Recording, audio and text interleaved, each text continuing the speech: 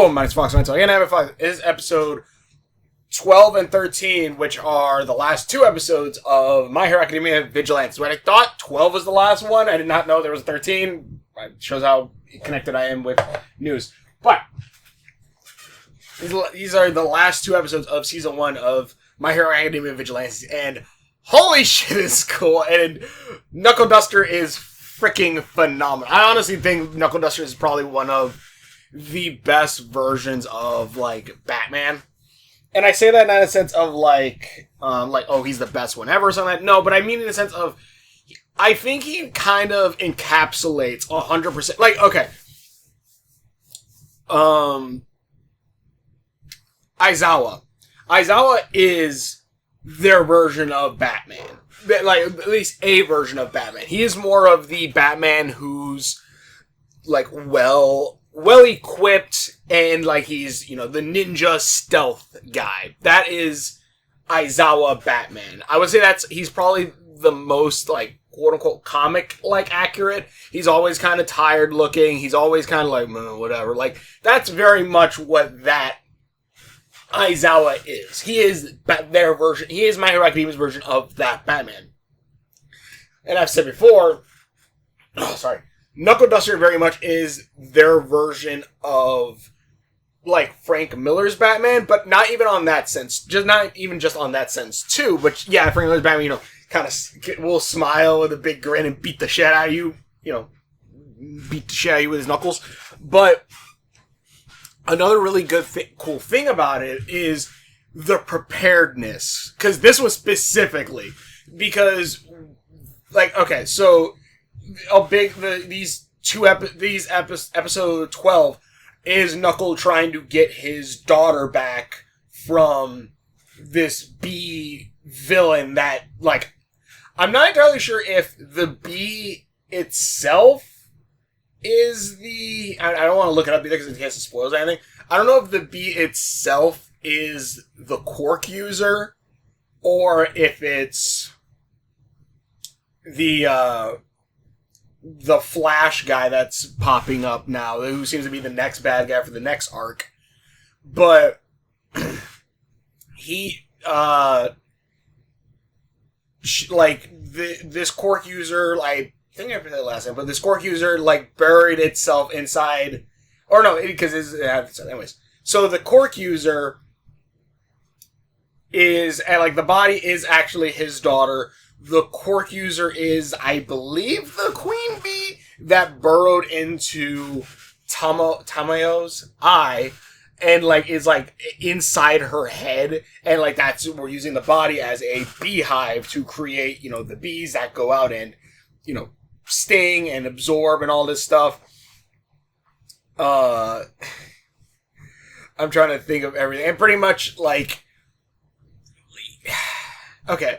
And pretty much, like, what's going on here is Knuckle Duster is chasing her down, leading her down where he wants her to go. And while this is all going on, we're getting backstory of, like, things that setting up. Things like Knuckle Duster is on a shit ton of pain medication. Most likely to deal with, like, the pain of, like, training and doing all this other shit. Like, and the thing is, like, the broker guy, who I believe was the guy who helped the villains in the main story of My Hero, the broker is literally telling, like, hey, if you keep doing this, it's gonna kill you. And, you know, he's like, I don't think you're my doctor, and I don't give a shit. And he's like, okay, fine. But, like, this is the part where you see the different things prepared, because this is also where Knuckle got his big-ass, like, elephant taser. And we find out a lot of things. Like, one, he's like, I knew this city like anything. I know this part of the city like anything. I led you down. I blocked off every other exit to lead you down this one path that's a dead end. And he's like, now you're going to use Trigger, which she does. And like, you're going to use Trigger to make yourself stronger to try to beat me, to force your way through. But that's going to, you know, mess with your connection with my daughter. And thus my daughter has enough willpower to beat your ass, or to, you know, to push through. Which is another thing that I really love about Knuckle in this, is that dude is like 100% a proud dad, and he's 100% like supportive now, because he was, like, not the greatest dad beforehand. He, told the daughter to stop kind of following her dreams of being a musician. He says that he should have followed after her when she, like, ran away the one time, and he should have been a little bit more supportive. And, like, now he's kind of trying to make up for it as much as he can. He's, like, being as supportive as he can. He's like, come on, Tommy, I can't remember her name, sorry. Tommy, we're going home. Your mom's waiting. Like, just getting ready and just beat the shit out. And there is, I mean, trying to think, because I think he says at this point, like, I can't remember if it's here or not, that he says, like, about, like, crossing the line. Because when he's going against her. Mind you, and again, this is also a part of, like, bit of being, like, prepared. Because when he's fighting this girl and she injects herself with trigger to make her stronger, she also injects herself apparently with another trigger vial, which gave her the electrical powers of the eel guy, I believe, which allowed her to, like, one, it fried the hand, but was able to shock the shit out of Knuckle Duster. But the thing is, his taser, he planned for this apparently. He really planned it for, I think, to save his daughter, but also, taser also has a defibrillator in it, so that anyway, he just shocked the shit out of himself to wake himself up in case his heart stopped. And pretty much chases her down. She does massive fight, and, like, he just goes, like, she's going to, if I let this go on enough longer, the bee's gonna fry my daughter's body beyond repair. Keeps fighting, keeps fighting, and, like, he does go on. Like, he punches her straight in the gut, and I think even the killer Queen Bee was like, what the fuck, man, it's your daughter! It's like, yeah, but I'd rather her not be controlled by you. And then hits her with the taser, shocks the shit out of her. She falls dead. Well, not dead. She's like, her heart's like convulsing. And she's about to shock herself to start her own heart up. And Knuckles like, I'm not going to let you do that. He's like, you have about, like, a few minutes before the air stops going to my daughter's brain and it's going to kill you. And, like, you know, all your bees are now going to go on instinct, escaping your body, escaping the dead hive, which they escaped there. He creates, like, a bug bomb. He creates a bug bomb, but first what he does is he takes some pliers, I believe, reaches into his daughter's eye and pulls out the queen bee that's fat and can't fly, throws her to the side, throws the bug bomb, which summons all the bees to it, and just blows up everything. And then from there, uses the taser EMP, or, whatever, the heart starter upper, and starts up his, like, does chest compressions, and then then shocks the shit out of her to start up her heart. And I'm like, God damn, this man is prepared. I love it so much. And while this is all going on, we are switching the Koichi, and, like, the power's out because of the eel guy. I kind of messed up last episode. But last episode, the eel guy escaped. He set off electrical surge that shut off the town. Captain Celebrity goes to the thing, and pretty much Lois says, I need you to go get some power. And he's like, God damn it. And, like, but we need something to keep everyone entertained until, you know, the power gets back up. And, like, the other hero, Midnight and Mike, are like, we can't do anything. We just gotta watch the crowd, make sure everything's good. We can't do anything right now. So Pop goes up there and she starts actually singing Koichi's song. Not so much, like a song of Koichi's, but the song she made for Koichi. So singing about, you know, the day that he saved her, about the, you know, wearing the hoodie that he gave her makes her happier and protected and more courageous. And, like, it's a really cute song. I love that a lot. And also, like, her fans help, like, guide people to, like, to the bathroom or whatever with, like, their lights. The Cyclops guy shooting, like, his laser beam up into the sky. She does her own little show thing till the lights come back on, and they do the whole big finale. We're dancing, which, again, like, the festival one, the music festival one of My Hero Academia, the one that has Gentle and La Brava, the best thing that came out of that arc for me personally was really just Gentle and La Brava. Like, again, I've said before, the last season of My Hero, I think I said it, I don't know, the last season of My Hero, watching that, but like the last season of My Hero, I legit screamed when I was like, wait, is that La Brava? And it's like, holy shit, it's Gentle! And then we see Lady Nagant shoot. It's like, holy shit! Like, it's so good. But like, it's a really good setup for things to come later. But the arc itself, I didn't think it was okay. I thought it was okay. It could have been a few episodes shorter. This arc, I think, was like even like the show bit of it, where it's like lead up to the show, which is in the last 3 episodes. I thought it was decent. It was a decent build up to it. It like everything kind of built around to this after like the devastation of Godzilla attacking, and they were able to, and like it was a cool show seeing them all work together, do the whole show thing, pop jumping in the air, the dancing and all the music, the costume. I'm like, I love this so much. But then after, and then after that, it's a cute thing. It's awesome. And pretty much I kind of covered over Knuckles' whole bit. Knuckles knowing his daughter's will, showing he's a bad dad, knowing Trigger said, I'm looking at my thing. Trigger can be used to transfer quirks. He's on painkillers, a lot of them. Also, like, we see, like, a guy with, like, a flash that, like, has lightning powers that grabs one of the bees. And I also saw one of the bees taking, like, blood from, like, the eel guy. And, the Flash guy, apparently, the Flash guy's like, well, and also sometimes give away he's number 6. So I'm guessing he's one of One for All for One's, like, multi-corked users. I'm gonna guess with the name number 6, because I believe number 9, I think it was 9, or maybe it was 8. Whichever one was in the movie where he had different quirks. He was trying to steal that one kid's quirk. So I'm guessing this guy's gonna have multiple quirks.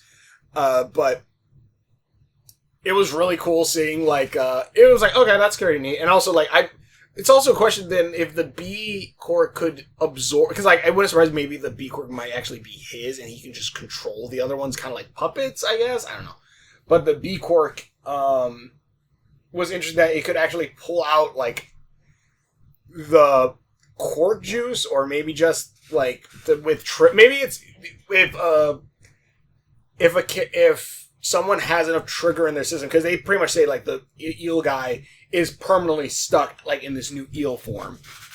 Maybe if you fill them up with enough trigger, like it like supercharges their blood, maybe, or something along the lines, where like it's more easier to extract like a quirk with like this trigger goo in it, and like they could use that for either quick shots like Tamawa or the Killer Queen used, Bee Queen used, whatever Queen Bee used, or something along those lines. You get it? But yeah, and then pretty much the next episode, and also Aizawa does let Eel Kid like watch the end of the Pop show, which I'm like, that's cute. The next episode was pretty much Pop is happy that she got her own little break thing, and she's also helping more with, I guess the music festival thing is a kind of constant thing. So like she's kind of seems like to be almost a semi-permanent host with like the twin singers. And like these 3 little girls who are going up there singing, they're like the one twin goes like, you have to go up there and sing great for the superhero to come up, for a actual hero to be in the show. And like they're like, which one? And he's like, and they turn out Captain Celebrity can't show up because he's doing a commercial with Ingenium. And so she's like, well, shit. Let's throw Crawler up there. And then Crawler goes up there, starts singing, which apparently wasn't that bad. And then the kid's like, wow, he's great. So when are we going to meet the hero? And she's like, fuck. And while that's going on, the Flash guy is running about, and pretty much he sees Captain Celebrity dealing with Ingenium. Like, they're having their whole little trailer thing. But while that's going on, Flash releases a bus, which releases the Bat Cork guy, who runs out, almost goes tries to kill Ingenium, doesn't work. Captain Celebrity flies after him. Also, I should bring this up in the beginning of the episode. Koichi tries to fight this Mantis Corps guy, but he has to run away from the Mantis because he's too strong. Captain Celebrity saves him, and Captain Celebrity pretty much takes him back to the home, and he tells him, look, you need to stop because you're giving me more work. And it's like, no, Koichi's actually stopping the bad guys from attacking civilians. He is the distraction for the heavy hitters that kind of come in. So I think he's doing fine. But it does also set the idea for Koichi that he probably does need a weapon to fight. Pop is a little bit against it, but Koichi's like, I'm gonna help. I'm not gonna stop trying to be a hero. But anyways, Bat Guy almost kills Ingenium, kind of. Ingenium saved, stops, flies off to the Bat Guy goes. He hears Koichi, which I love too. That I think he's the first one to actually, that's not like, immediate friends, that calls Koichi the Crawler. Or not call Koichi the Crawler, but calls him the Crawler. He grabs Koichi, everyone's like, oh shit! But Captain Saber's come in, beats the Bat Guy, goes, hey, you did a good job distracting. Also, like, Captain Celebrity is on a short leash from Lois. Lois is like keeping him on a short leash, making him do things. And honestly, I can kind of see him maybe actually become a good hero. But, like, it is interesting because they even do kind of the Lois, like, carrying, flying away thing. But let's see how that pans out later. But, I'm trying to think now. Alright, so, Koichi. But also another thing that happens is, Knuckle left his mask and his, brass knuckles on the table in Koichi's thing, and Koichi's like, whoa, I guess maybe he left them here for me to clean them? And we even get a flashback of a little bit earlier where they stopped the villain who didn't have Trigger, and Knuckles straight tells him, like, yeah, well, it looks like maybe the Trigger's kind of done for now, but, it's now the idea of keeping the Trigger off the streets. I mean, not letting it come back.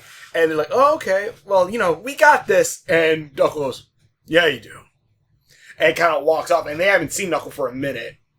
And Koichi says, like, he saw Knuckle as kind of like the head of their household kind of thing. Like a dad figure, you might say.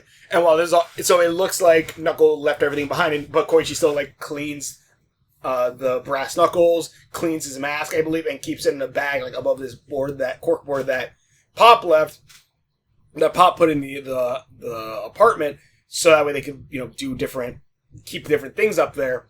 Mostly she wanted for fan letters and stuff, but you're gonna keep it for more things. While Knuckle actually goes back to his daughter, which, Spiky Wolverine guy, he's there. Tomo's like, well, you look mean.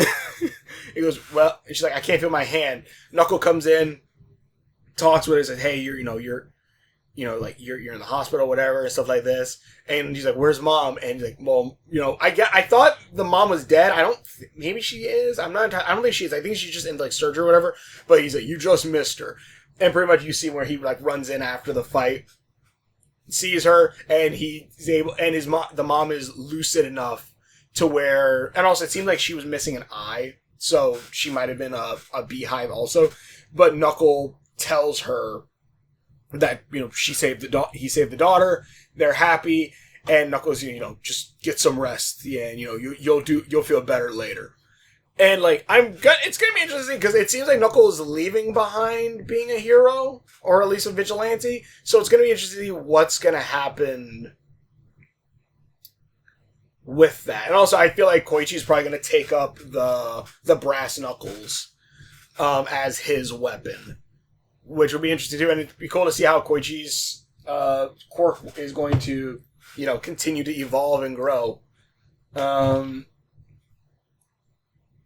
And see if eventually he'll be able to fly like he's been wanting to do. But yeah, these were good episodes. I legitimately love this whole season. And I legit think, like, My Hero is probably one of my favorite anime. It's like, yeah, oh my god, it's such a normie thing. Yeah, but here's the thing. One of the reasons why I love My Hero, I think, is because it has a very lack of filler arcs, I think. Like, again, the most filler arc, when I'm pretty sure it's still in the manga, is, like, the La Brava,